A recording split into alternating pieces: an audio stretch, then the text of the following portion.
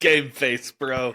Game face. Welcome to this season finale of season one of the Blackbox Diaries, with your hosts Alex and Chris.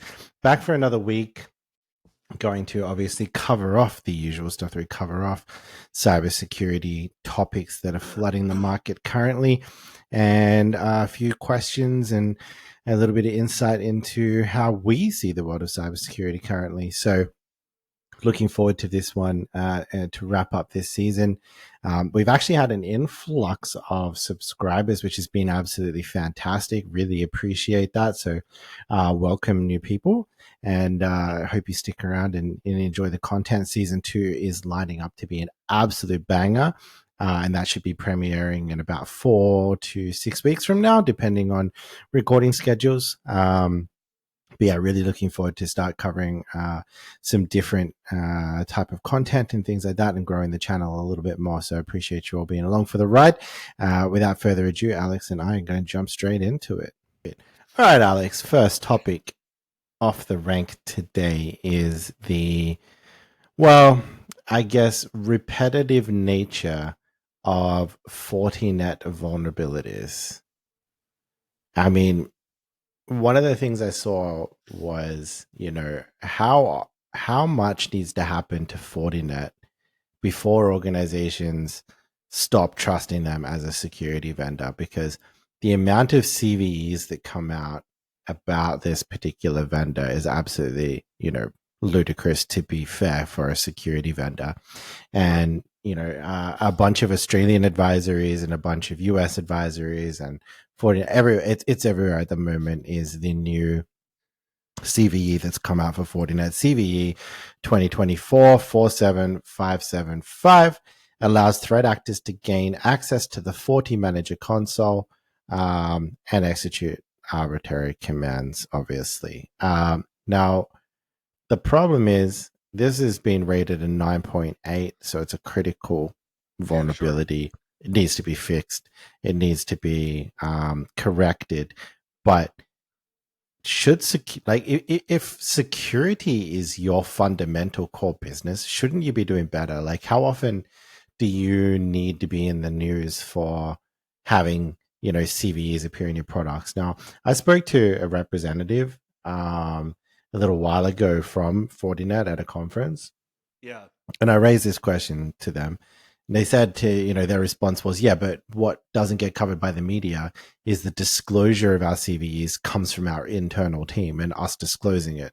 Like that's some kind of like rectification. Yeah, like that makes it okay. It's like our products are broken, but we're the ones that are telling you that it's broken. I mean, one, that's kind of terrible marketing. And like, two, that's a really poor excuse. They do better, because a lot of companies choose them because they are cheaper, to be fair. And so, as we know, like security budgets are usually one of the first budgets to get cut, right?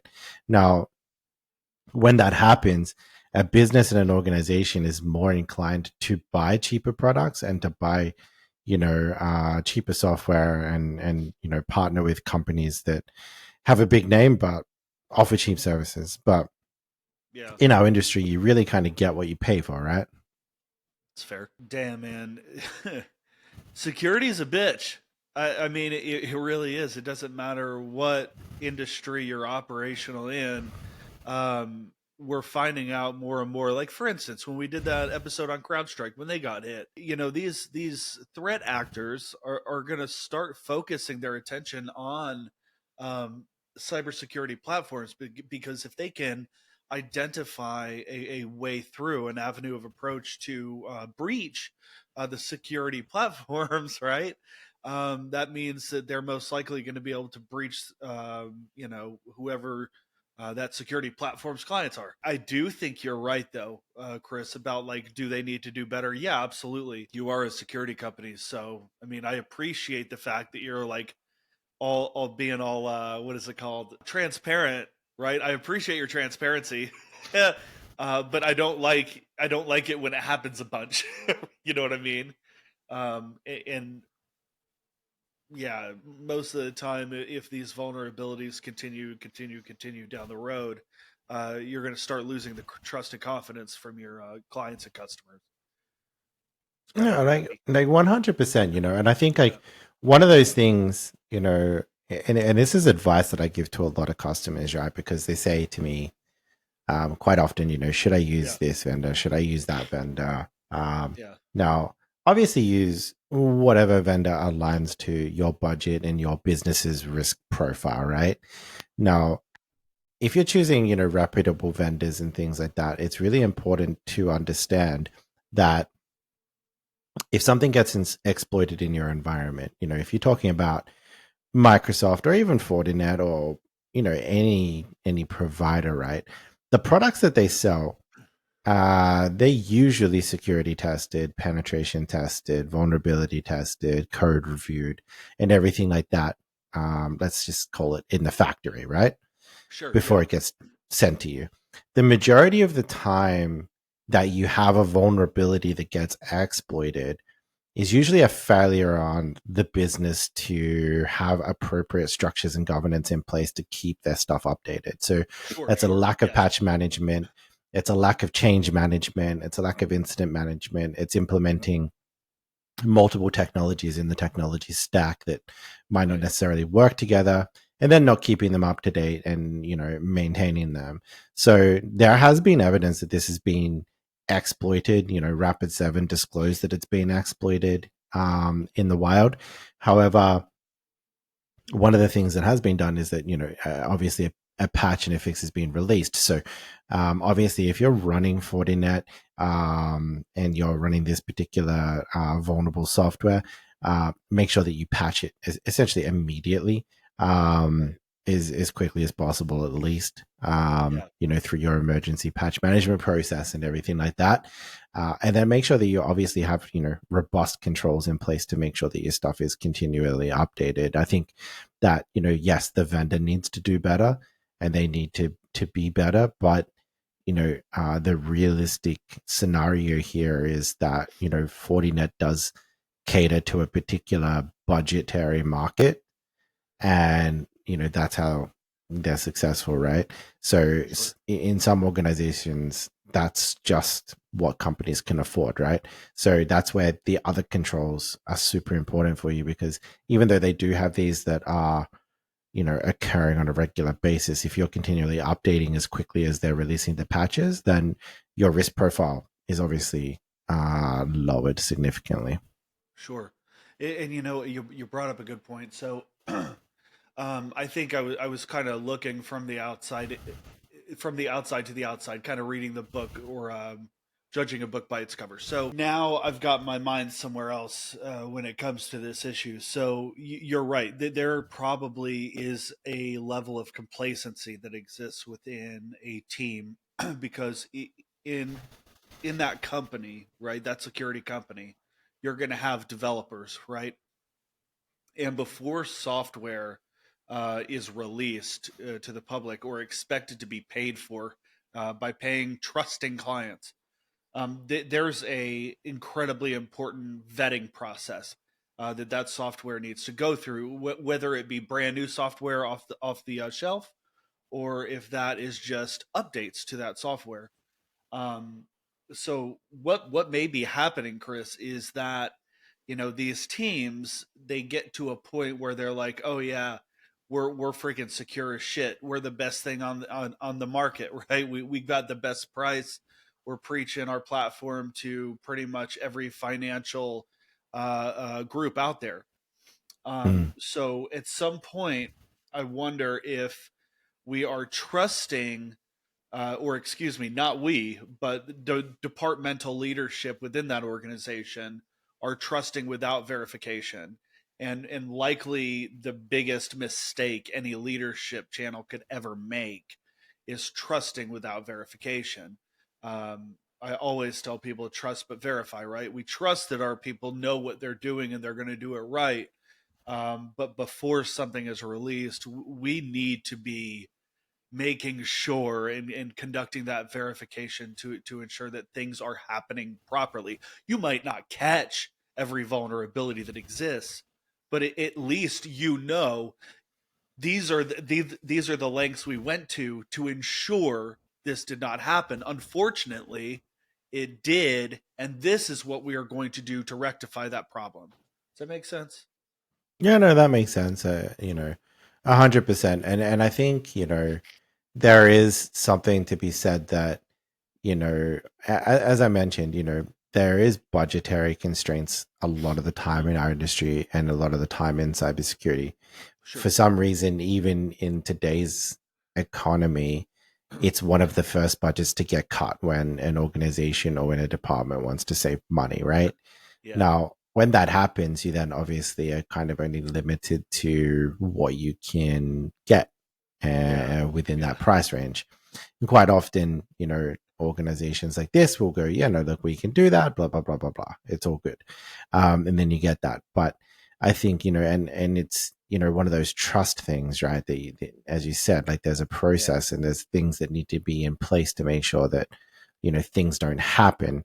And that's exactly what happened with the CrowdStrike thing, right? Those processes weren't followed. Now, Yes. that's what's happening with these vulnerabilities. They don't have the robust things in place when it's getting designed. Now, one of the things that I will say, to kind of close out this topic, is that I often hear, having something is better than having nothing. Facts. Now, that is true. Yeah. However, having something that has holes in it is the same as Let's having nothing. All right, Alex, do it. tell me how this one sounds to you.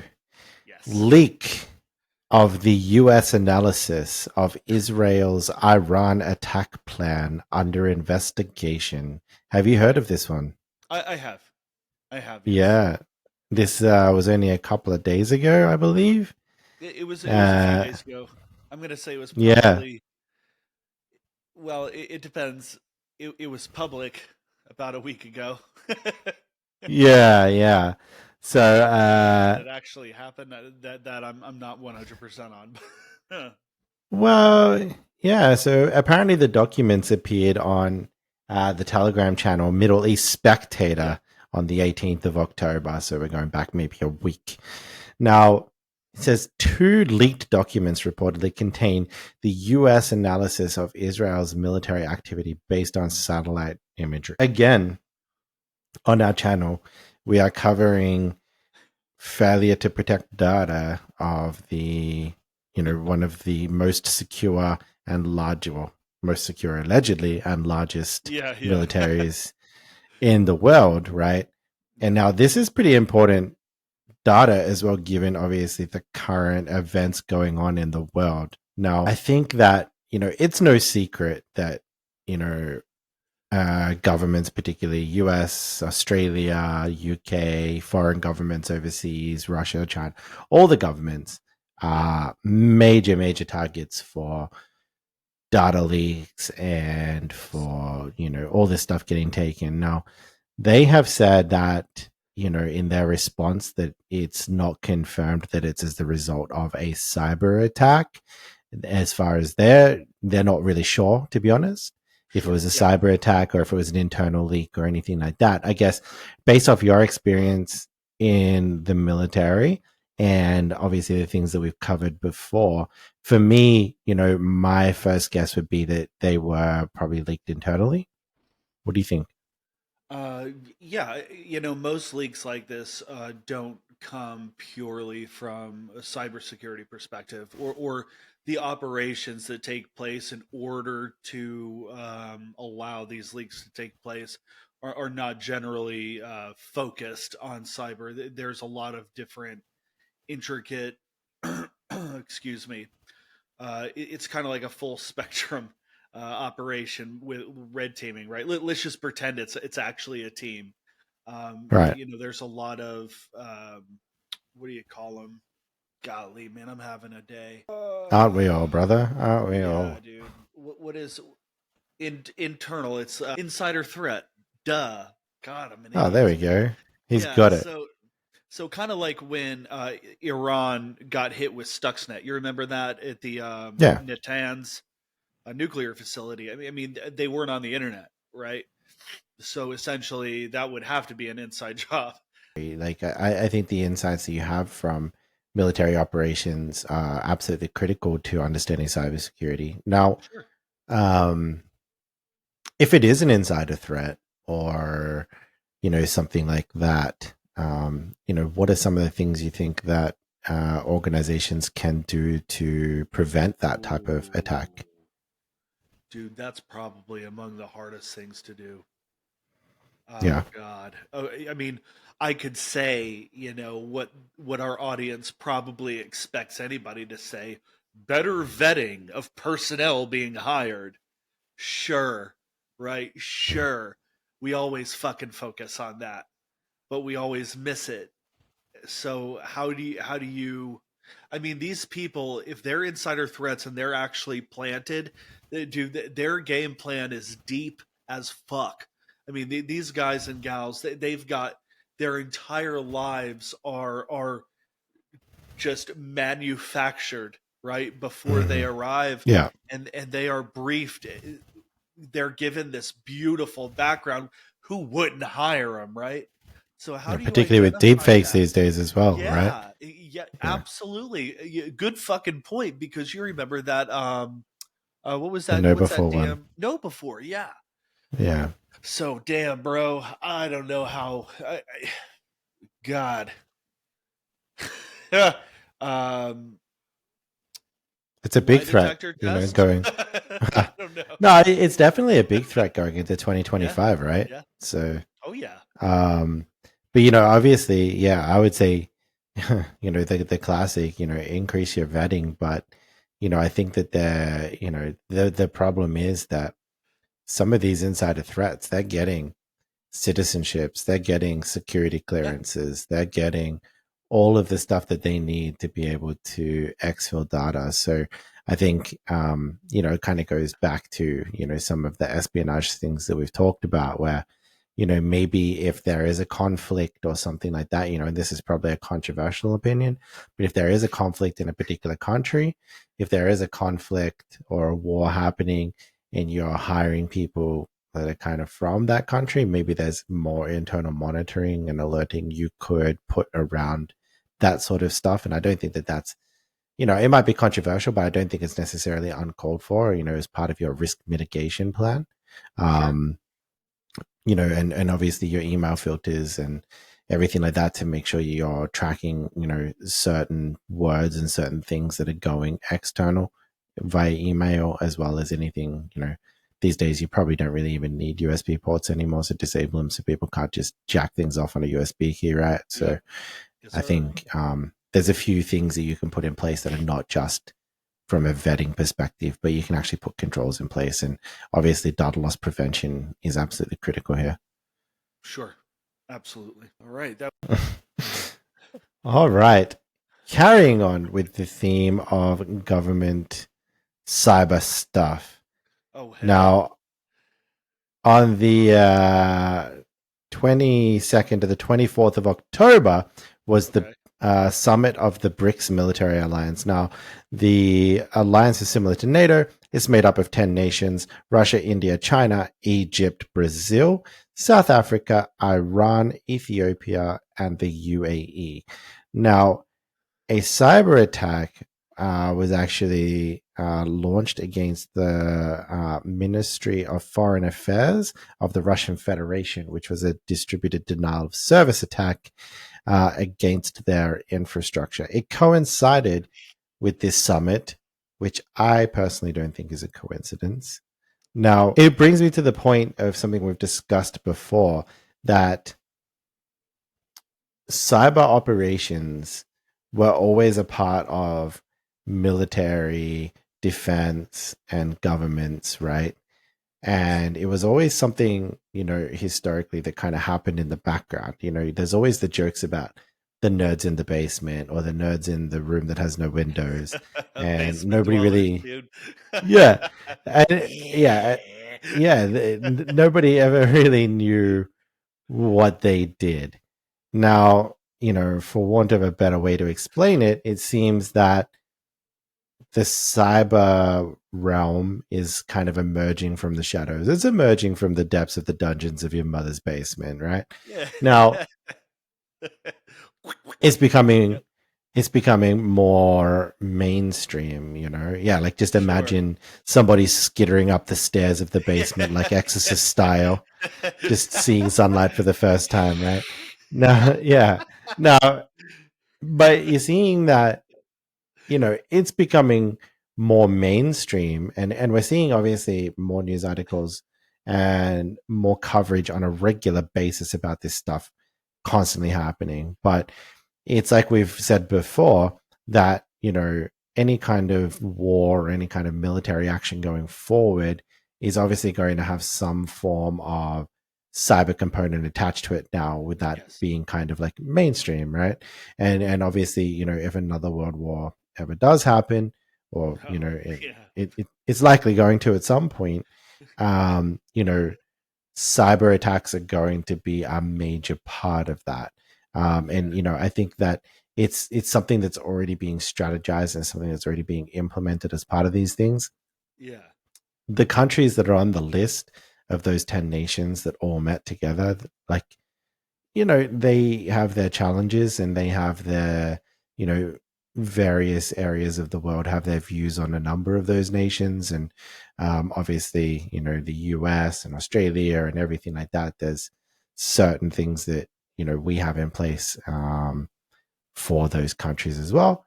You know, travel advisories, security advisories, and everything like that. So, I mean, it's not really surprising that, you know, at least sort of two or three of those nations are on that list are known, you know, in known conflict currently. Sure. Yeah. Um, and I don't think that a DDoS attack like this is a coincidence.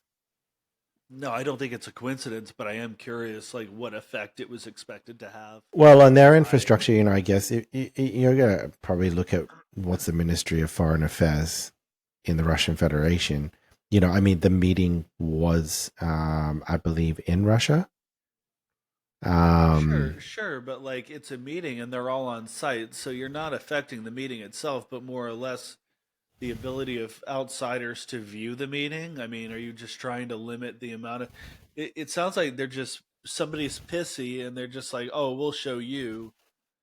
True, but I mean, you know, they postponed some of the activities and they postponed some of their media attendance and Okay, press conferences and things like that. So I guess sure.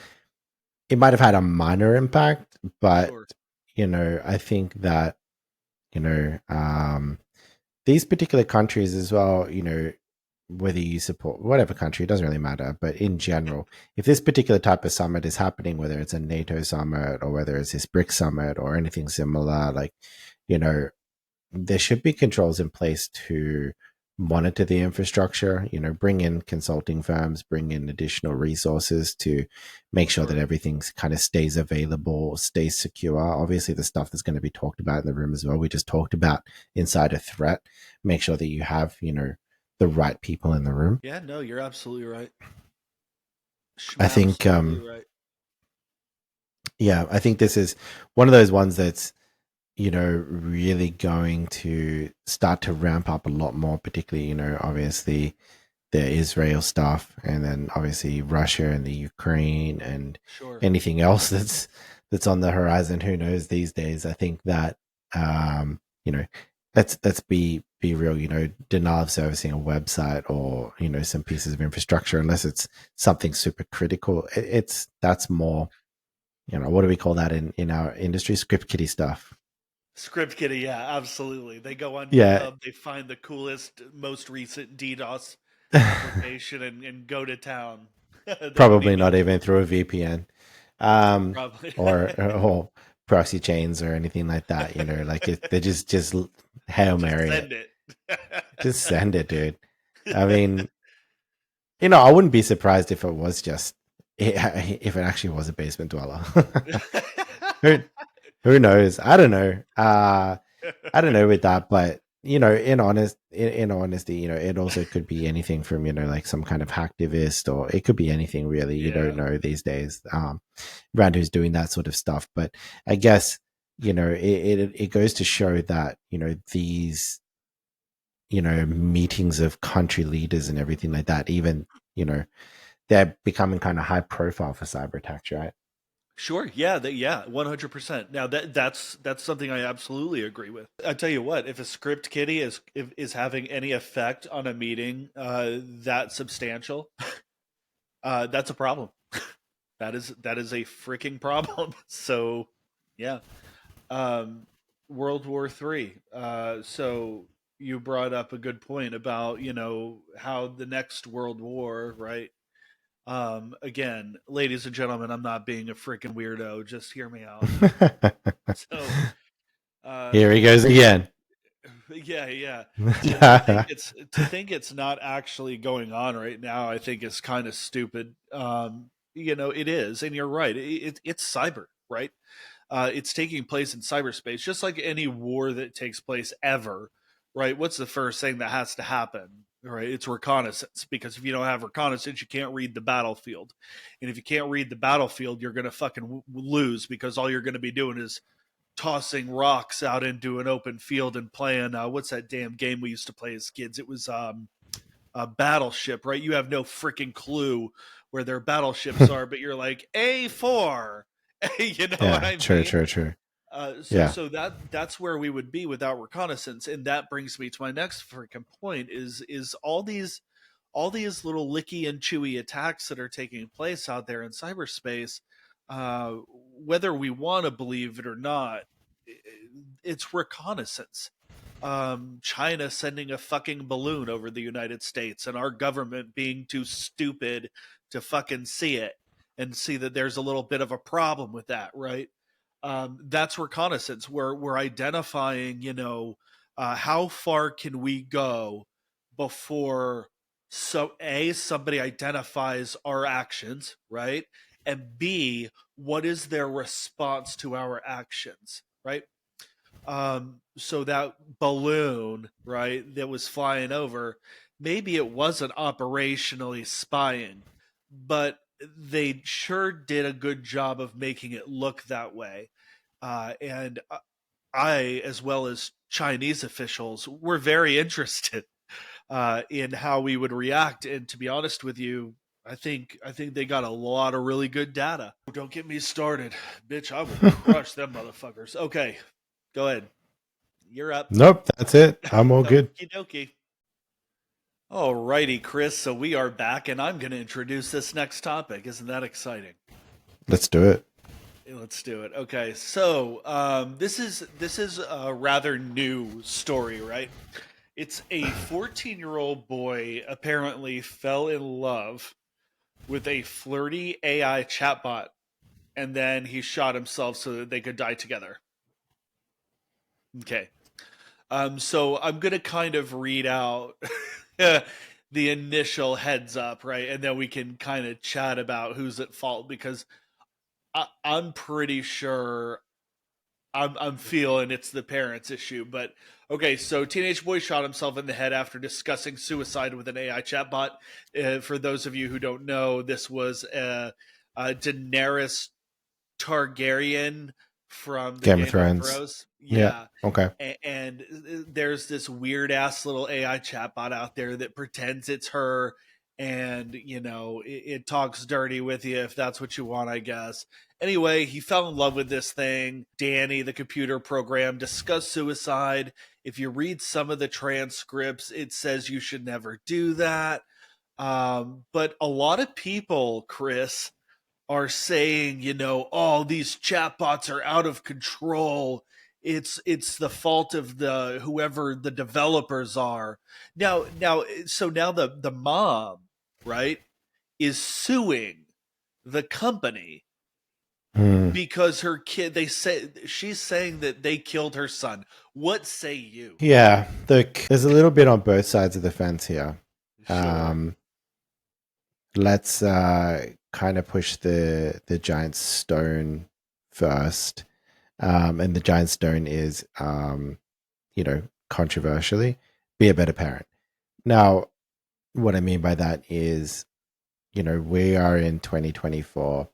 Cyber safety is absolutely paramount with our kids. Now, I'm a parent, you're a parent, Alex. Yes. We know the importance of it because it is the industry, that we work in. But I think that one of the things that's really important to understand as a parent is it's not necessarily just the technology part, but be in touch with what your children are up to, Yes. right? Pay Yes, attention to their absolutely. behaviors, pay attention to the things that they're doing, because the chances are he's talked about this, he's mentioned it to, people before. Take those things seriously and like Yeah. really, really listen, really, really pay attention. So you can create that bond and that trust that they can talk to you about these things, and you might be able to prevent that particular type of outcome, right? Now, Sure.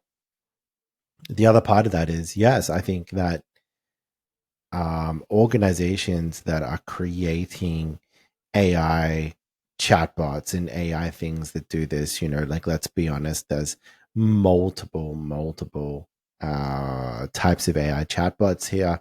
There's, even ones that go a little bit further than just the flirtatious conversations. There's ones that you Sure. can use for kind of everything, right?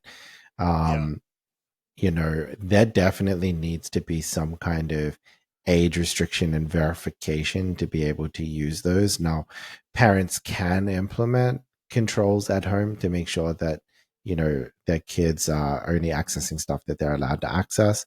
But at the same time, companies should definitely have, their contingencies in place to say, only, this is an 18 plus chatbot or whatever, you must upload your ID and verification and verify for all of this. That's going to protect those companies. But at the same time, there should be some kind of alerting and monitoring for any type of activity that Sure. could Yeah. lead to, self-harm, death, murder, any kind of, activities that could be, creating any kind of form of violence or anything like that. I think that, you know, they chat GPT and everything like that. Like if you go and punch in the same thing, like you go and type in, what are the top 3 ways I could, you know, do this to myself, it's not Sure. going to give you that, and it's going to flag for ChatGPT, and they're going to investigate it, right? Sure. Sure. So, but that's a company that's obviously quite substantially large, not like a startup that's creating something for just people to get Yeah. a little bit of joy and get their giggles out of, right? But that Sure. doesn't necessarily mean that they don't have responsibilities as well, right? Yeah. Yeah. So you're right. I mean, we may have different views. It's actually good to have, people from two different backgrounds be able to kind of butt heads a little bit. Here it says Miss Garcia, this is the mother of the young man who decided to claim his life for Madame Daenerys, claims that her son was just collateral damage in a big experiment being conducted by character AI, which apparently has 20 million users, and this is coming out of telegraph.co.uk. Collateral damage in a big experiment. Chris, do you think that's accurate, or do you think she's acting on emotions? Is this gonna fly in court? Look, that's what I mean. I think that there is a part of it on the company, right? If you think about it, if they don't have their governance structure in place, they don't have those warnings, they don't have the age restrictions, they don't have the Sure. alerting and monitoring. I think that there's probably going to be some kind of, action against the company.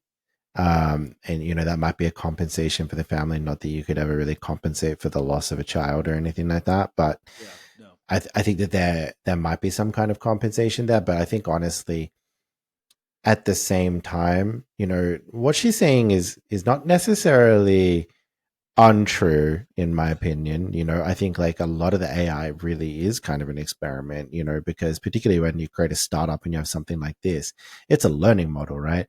And so Sure. it's Yeah. taking all of his responses and learning from what he's responding to, learning to what his answers are, learning all of that. So it's training that bot to be able to talk like that to other people. So I mean, I guess not that I think that this is going to happen, but obviously you want to have something in place that's going to prevent, this particular chatbot, encouraging a whole bunch of suicides, right? Sure. But even ChatGPT, like, okay, let's say I tell ChatGPT, hey, act like act like somebody that I'd be attracted to, and don't stop acting like that, right? So Um, you want ChatGPT to act like me? Yes. So, talk about being a basement dweller. I love it. Anyway, okay, so, so Jerry Roddy, I guess he's their company safety Lawyer, head. probably. Ah, So okay. he said it's their safety head. Did say they told the New York Times that it would add extra safety features for its young users, but didn't say how many were under the age of 18. Okay, so that hits on what you were talking about.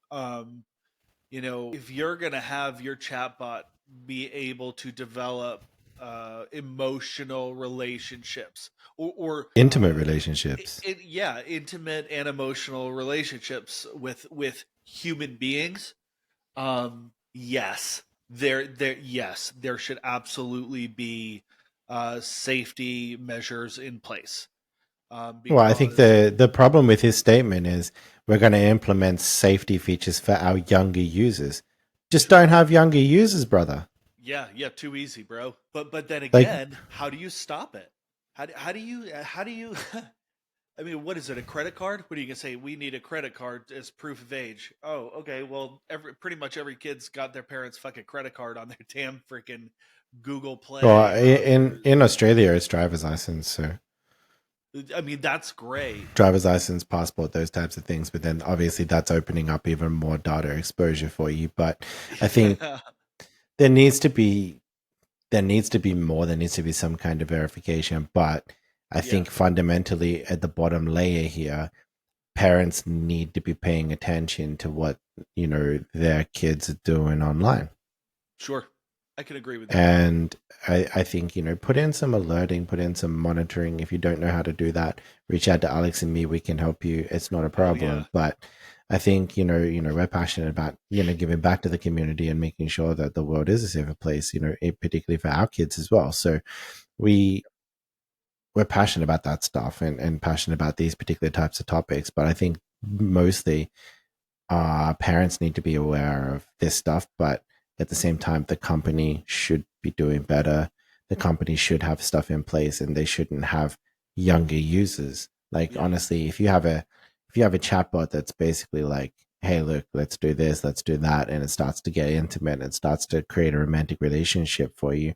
I think the article that I read about this same thing said yeah, that he didn't have the maturity to understand what was happening at yeah. Of 14. You course not. probably don't. Yeah. So, Fucking love cats. okay. All right. All right, Alex. Question time. Ooh, fun. I'm interested in how you're going to answer this question because I think it's actually a really good one. Cool. Now, as a pen tester, a red teamer, somebody who does social engineering on the odd occasion, um, how often do you look at information on things like job advertising websites or advertise jobs on LinkedIn to figure out things like job titles, technology Oh, stacks, and things eh, like that? And is there something that an organization should put in place to limit how much information they put in job advertisements? I mean, but okay. So LinkedIn is built for professionals to be seen and try and pick up good employment. So I mean, the more information you're able to give in resume format, the better, obviously. But when it comes down to publicly available information, I think there's there's a level of information or data on yourself that I think is okay for public release on LinkedIn, but I think that only your connections should have access to most of that. And like for instance, I always use LinkedIn. So whoever asks that question, every time I have a client, I use LinkedIn because I'm looking for possible usernames, possible, and we can usually get domain based usernames from email addresses. And then if we see people who are saying, or what do they do? They vet it, right? They're saying, yeah, I put my stamp of approval. This person works here with me. You know Yeah. what I'm talking about? And then Yeah. if I see that, I'll go look at their profile as well, and then I'll kind of build like a list of targets. So I use LinkedIn a lot. 100%, and I'd be the same. And Alex and I have been working on a test together recently, and one of those ones that we were just sharing information about. We were able to enumerate. Well, Alex was able to enumerate a bunch of users from a particular CMS, and from that, we were able to then go to the company's website, identify, the usernames were just single first name, but we were able to find only, one employee with each of those names. So we obviously knew who they were. We were then able to trace that to, Instagram accounts and additional businesses and a whole bunch of publicly available information to help us create password lists to, break into that single username and easy to get to password, right?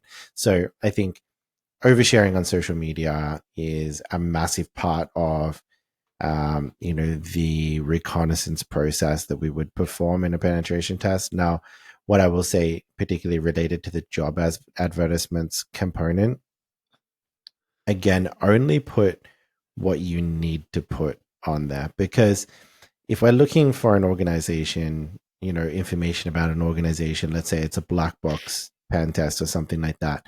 One of the things that I do in my research is I have a look at jobs posted on LinkedIn. I have a look at jobs posted on, job search sites. Now, the reason that we do that is because if you're posting and say, we're hiring a systems administrator needs to have skills in these 10 products, I then know that you're using those 10 products. So I start looking Sure. for Yeah. different ways to enumerate those products, different ways to look for vulnerabilities in those products, and how those products specifically work. Maybe they're not conventional products or out of the box products. There's something specific. Similarly to, if you're hiring an application developer or a software developer, programmer, something like that, I know the sort of technology stack that you're going to be operating. So I've already eliminated a big part of my reconnaissance, so I can then start to hone in on what I'm going to attack. Fair, that makes sense. So I think make sure that you do limit what you put on there, and make sure that it's specific enough that you get the people in to apply for the Yeah. job, but Yeah. generic enough that an attacker can't really do anything with it. So we're getting our point across, letting the possible employer or prospective employer understand this is where we stand. This is kind of me in a nutshell. Yeah. Contact me and we can discuss further. Yeah, 100%, Chris. I'm with you on that. What other questions we got? Let me just double check here for you, Alex. All right, Alex. Yes. How do you prioritize vulnerabilities found in a penetration test? And how do you get a business to invest time and resources into remediating those vulnerabilities based off the criticality of what you found? Holy crap. Ask it again. All right, Alex. The Yes. second question for today, specifically for you, because you're living and breathing this currently. How do you prioritize vulnerabilities found in a penetration test? We could probably even say in a red team or anything like that, Sure. vulnerability assessment, Yeah. especially when working with limited time or resources to get them to invest in, obviously fixing the issues and help them understand the magnitude of what you found. Sure. So for any organization, any company out there, right? Their goal is to make the world better in some way and make money while they're doing it. So, how do I rate vulnerabilities when I'm conducting a penetration test, and what are my focuses when talking to my clients? Vulnerabilities are rated based on the most likely effect on assets, right? So, um, DDoS attacks. I mean, if if they primarily conduct e-commerce and it's all done online and they have constant transactions online. So let's say Amazon, for instance, right? If Amazon was a client and they did not have DDoS protection on their applications, which is where everybody just grabs their phone, goes to Amazon, orders whatever they want, they put their phone down, 2 days later it's there, right? If you are able to disable that, right, you are effectively destroying that organization and their ability to make a profit for as long as they're down due to that vulnerability.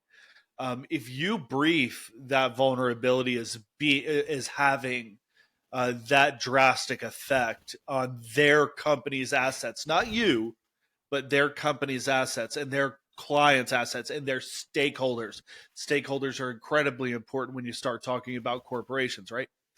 If you piss off 20 stakeholders of a large organization, they're going to raise a fuss, and that's something that the CEO of that company doesn't want to have to fucking deal with. So if you identify a vulnerability that could legitimately put that organization's revenue at risk, whether it be for 10 minutes or 15 days, you raise that to your client and make sure that it's you know labeled as paramount to be fixed, right? And they should absolutely invest in it. I can't imagine an organization would not.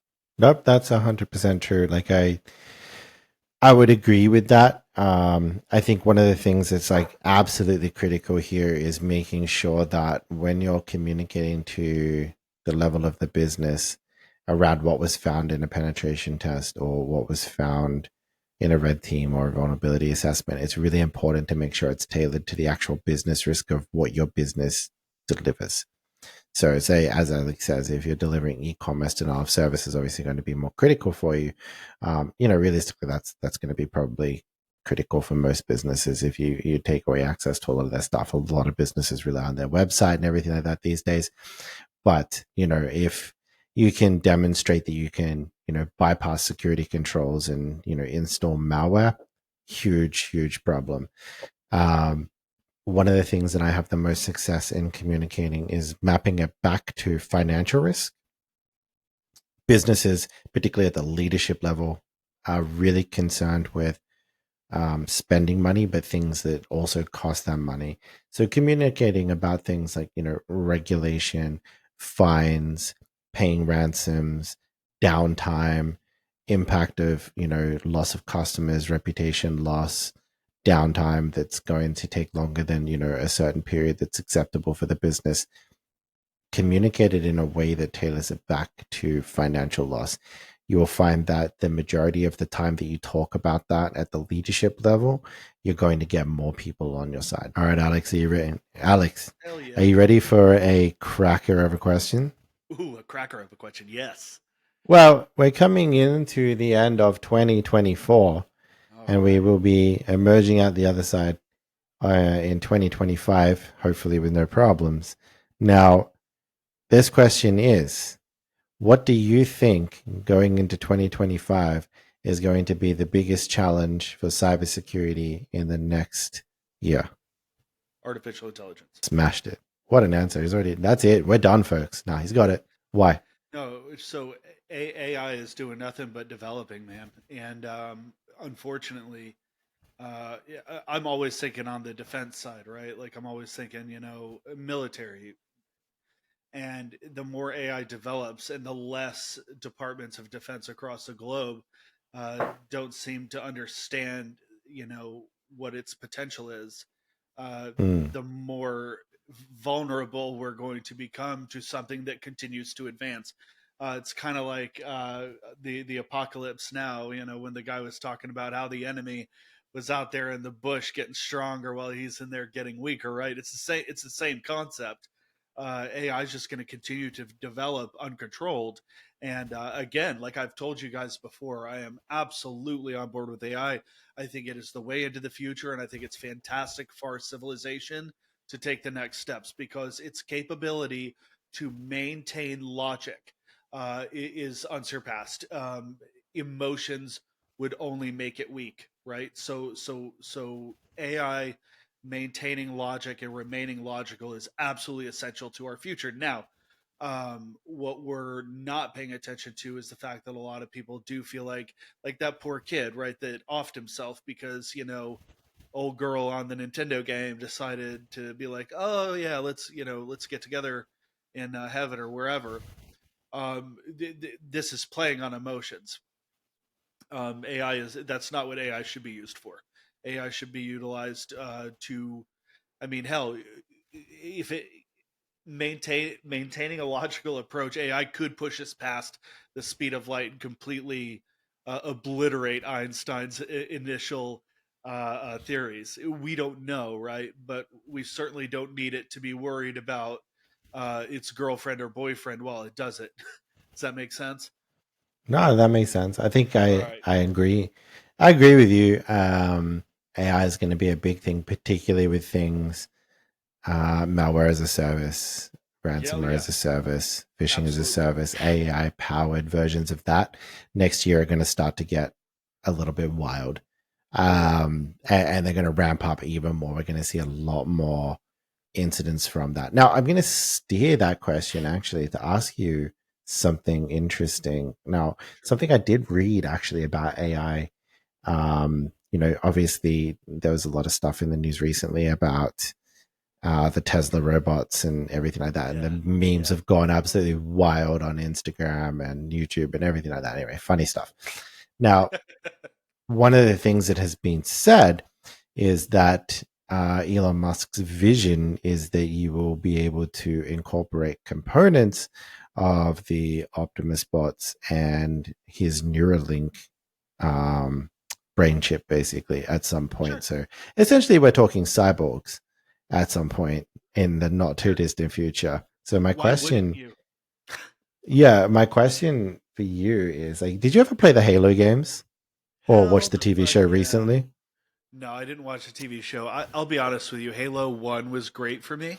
I Yeah. fell in love with it. And then after that, I didn't really like any of the other ones as much as the first. So I kind of lost Yeah, it. well, like the TV show I thought was great. It sucks that it got canceled. Anyway, one of the things that's interesting about Halo was obviously the enhanced soldiers and everything like Yeah, that yeah, they sure. had from that. Cortana. But he had the brain chip with Cortana, right? Like, I call me crazy or whatever, but if Elon Musk turned around and said, you can get a Neuralink and you can have a built-in AI, like, I'm there, dude. Yeah, yeah. Yeah. I tried to fucking sign up, Chris. I actually put my name into that bucket, and it Yeah, came down to the question. It was like, so what disability do you have? I was like, yeah. fuck. So I wrote in there. I was just like, I wrote a couple of the things that like has me disabled due to the military service, which Yeah. I'm really still good to go. I mean, look at me, right? I'm fine. Specimen. Yeah. Yes, totes. But Yeah. what it's for is for people who they lost motor Yeah. They capabilities. can't they can't Yeah, walk and those types of things. I get that. I get that. That's fine.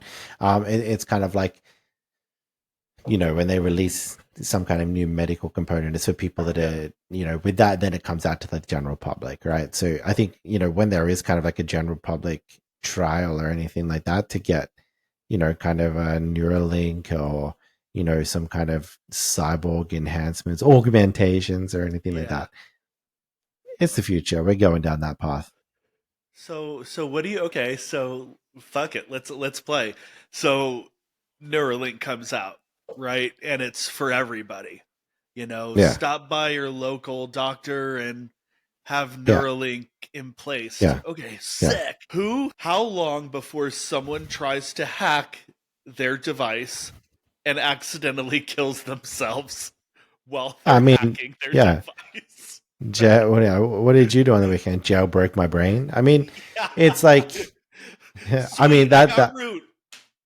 that's entirely possible, and somebody will Yeah. do that. But I think the bigger question is, when it goes public, how long till I can buy a cheaper version of it off Temu? Ooh. And would I put Damn. that in? And would I put that in my head? I don't know, Ooh. dude. Oof. I mean, you could probably get it for free with the purchase of $200 or more. Exactly. Just spin the Yeah. discount wheel, and Yeah. yeah, I don't know. You definitely would be able to get something. It'll be like Neuralink, but not Neuralink, but like the Temu version. It'll Yeah. rock up It'll just like it'll kind of like a headset or something. it'll come with a free drone. Just make sure you order today. Uh, yeah, but it's like self-install, so that would be the Yeah. problem. Um, Lay this on your forehead, and by morning, When you wake up, you'll be attached to the internet. Yeah. Just put this on your forehead and hover your forehead over the stovetop for 20 minutes while it's turned on high. And I don't know, man. But I reckon, like, if the official one comes out, like, yeah, I'd probably be interested in I would seeing what it 100%. would Yeah. add. Yeah, I don't Yeah. think I'd even second guess it. I mean, I There'd don't know. I have to have be a young kids. contingency I have though. young kids now. Yeah, Like there'd if be a it's fucked contingency, up, it but can be removed super easy, right? yeah, exactly. Or but I don't want it to be like my car, right? Like I have a Tesla, right? And one of the things that's Yeah. really funny about Tesla, speaking of Elon Musk, is if I take my car to the Tesla, service center, I take it to Yeah. the dealership, right? I don't have to give them a key and I don't have to give them access because as soon as my car enters the dealership, it already gets taken over by the Tesla system and they can just self drive my car into the Tesla parking lot. Surely you have to give it permission though. No, Huh. they put it in service mode and they have full access to my car. Okay, see, I'd have a problem with that if that was Neuralink. Exactly. So, like, think about that, how those things actually work because like I remember I had a problem with my car and I took it back and I Yeah. said to them, like, do you need my key? Do you need? And they're like, no, that's fine. They pushed a thing and then it went into service mode. That was it. And it was automatically connected to their Wi-Fi, everything that it needed. And they just took it in. No key needed, nothing. They had full access to my car. Now, was this a Tesla dealership? Yeah. Oh, okay. Okay, so it's not Yeah. So just not like like some every. rando, Okay. not like some rando. Yeah. You take Um, your car down to Valvoline and get your Tesla no, redeemed. no. I All did right. get my car repaired though from an official Tesla repairer, and they ate the chewing gum out of the center console that I had bought that day. So I was pretty pissed off. Motherfuckers? Who does that, dude? That's like I don't stealing my know, man. change, man. Get out of my car. Anyway, Yeah. All right. right, that brings us to the end of the season finale of season one of the Blackbox Diaries. We really, really appreciate everybody who tuned Yes. in from the start to where we are now. I know that we're a small channel. We're a little bit loose sometimes. We have a little bit of fun. Sometimes we're a bit serious. It's a bit up and down. Season two, we're going in with a little bit more planning and a little bit more structure to bring you some interesting content, have some really cool guests joining us. Stay tuned Yes. for that. That's going to be really Yes. cool. We have a really big one to announce for season two, which will be amazing.